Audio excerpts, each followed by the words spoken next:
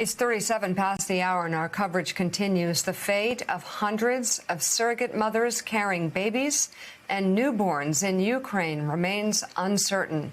Now, hundreds of expectant parents are struggling to reach them. Nearly every day, Ukrainian surrogates give birth, and the children's parents abroad are desperate to evacuate them. Under normal circumstances, both parents must travel to Ukraine to receive their newborn. But the war has upended the process, leaving parents fearful and infants endangered.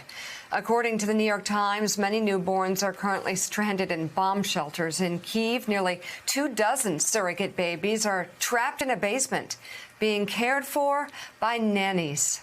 Meanwhile, the humanitarian crisis in Eastern Europe is worsening as refugees continue to flee Ukraine. Joining us now from the Polish border with Ukraine, NBC News correspondent Kelly Kopieja. Kelly, what can you tell us today? Well, Mika, we're at the busiest border crossing in Poland, the Medyka border crossing. It's only about 30 miles from that training base that was attacked yesterday in western Ukraine. And we've been talking to families today, some of them coming from Lviv, coming from western Ukraine. They said that they thought they were safe there, but after that attack, they decided it was time to go, joining the tens of thousands coming here every day. This morning, Poland is increasingly overwhelmed. Refugees from Ukraine sleeping in Warsaw's train station, while at the border, another wave of women and children. Nearly 200,000 arrived over the weekend, many unsure where to go.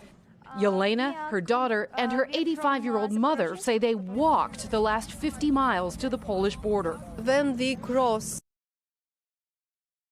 I cry because my mother needs help. All these people, thank you very much. Thank you. I'm sorry. They're on their way to Warsaw, then Germany. Eventually,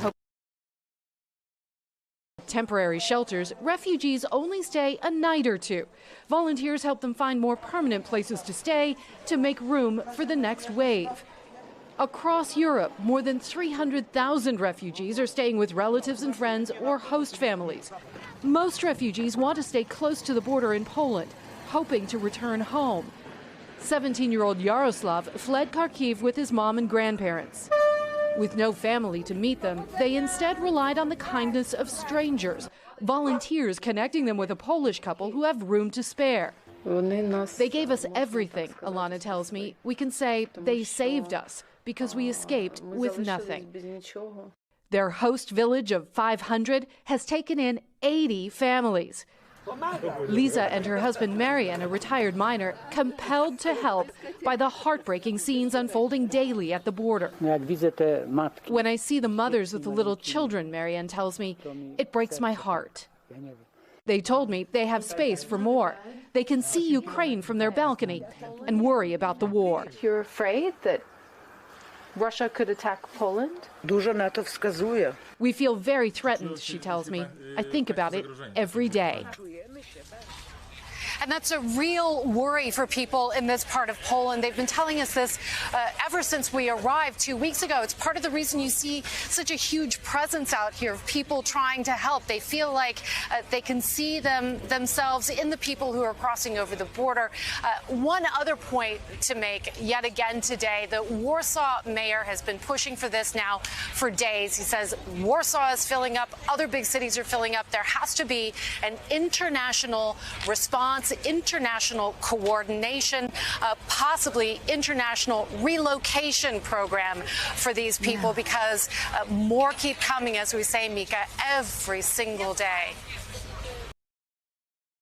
Hey, thanks so much for watching our YouTube channel. You can follow up on today's top stories and breaking news or catch up on your favorite MSNBC shows all in one place. Download the NBC News app today.